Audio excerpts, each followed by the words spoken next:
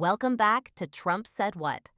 I'm your host, and today we're diving deep into one of the most shocking and divisive quotes from the current Trump presidency. If you thought you'd heard everything, buckle up, because what we're about to explore might just be the most jaw-dropping presidential statement of 2025. Picture this. It's July 3rd, 2025, the eve of Independence Day. America is gearing up to celebrate its freedoms, unity, and democratic values.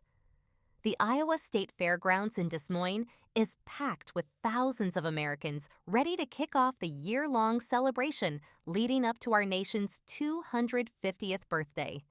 The setting couldn't be more patriotic. Red, white, and blue everywhere, families gathered together, the embodiment of American unity. And then President Trump takes the stage and says this: "I hate them. I cannot stand them because I really believe they hate our country." He's talking about Democrats, half of America, on the eve of our nation's birthday, at an event specifically designed to bring Americans together. Today, we're breaking down this explosive quote, examining the context, the immediate fallout, and what it tells us about the current state of American political discourse.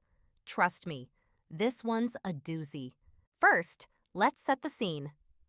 July 3rd, 2025 was supposed to be a triumphant day for Trump. Just hours earlier, the House had passed his massive, big, beautiful bill, a sprawling piece of legislation that extends his 2017 tax cuts while making dramatic cuts to Medicaid and other social programs. The bill had squeaked through Congress by the narrowest of margins, 218 to 214 in the House and 51 to 50 in the Senate, with Vice President J.D. Vance casting the tie-breaking vote. Here's where it gets interesting, though. This wasn't just any political rally. This was supposedly a bipartisan celebration of America's upcoming 250th anniversary. The event was organized by America 250, a group specifically designed to bring Americans together to celebrate our shared history and values. Trump's own liaison to the group, Monica Crowley, had literally said just hours before that this was something that all Americans can come together to celebrate. But Trump had other plans. The moment he stepped behind that bulletproof glass podium, the supposed unity celebration turned into a political bloodbath. Now, let's get to the meat of it. Here's the full quote in context. Trump was celebrating the passage of his bill and attacking Democrats for their opposition when he said, "They wouldn't vote only because they hate Trump, but I hate them too, you know? I really do. I hate them. I cannot stand them because I really believe they hate our country." Let that sink in. The President of the United States at a patriotic celebration declaring his hatred for roughly half of the American population. The reaction was immediate and explosive. The clip went viral within hours. Social media erupted with critics calling it everything from reprehensible to evidence that Trump is unfit to be president. One Twitter user perfectly captured the absurdity. What is he, a 6-year-old? The timing made it even more jarring. This wasn't some heated campaign rally. This was supposed to be a unifying moment for America. As one critic put it, imagine a sitting president telling his country he hates half of them. The Daily Beast called it Trump, declaring his hatred for his political opponents during a supposedly bipartisan celebration. Now, here's what makes this quote particularly fascinating from a Trump said what perspective. This isn't just random Trump bombast. This is a window into something much deeper and more troubling about the current political moment. First, let's talk about the unprecedented nature of this statement. I've been tracking presidential rhetoric for years, and according to research by political scientists, Trump's divisive language has reached levels never seen before in modern American politics. One study found that Trump's rhetoric is more divisive, antagonistic, and explicitly focused on his political opponents than any president in modern history. But here's the kicker. This quote came at a moment when Trump was actually losing the battle for public opinion. The big, beautiful bill he was celebrating? It's literally the most unpopular piece of major legislation in 30 years. We're talking about polling that shows 55% of Americans oppose it, with only 31% supporting it. Even among Republicans, support was a shockingly low 67%. So here's Trump, celebrating a bill that most Americans hate, at an event designed to bring Americans together, and his response is to declare his hatred for half the country. It's almost like he couldn't help himself. What's particularly striking about this quote is how it fits into Trump's broader pattern of what scholars call insult politics. Research has shown that Trump's use of violent and divisive language has actually increased over time, not decreased. By 2024, his use of violent language had surpassed nearly all other Democratic leaders. This isn't just about being provocative.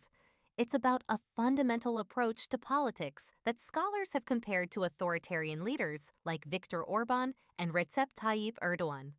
The rhetoric is designed to create what researchers call a siege mentality among supporters while dehumanizing opponents.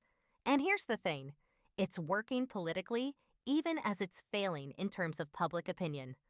Trump's approval ratings are underwater in multiple polls, with his net approval ranging from -2 to -11 points, depending on the survey.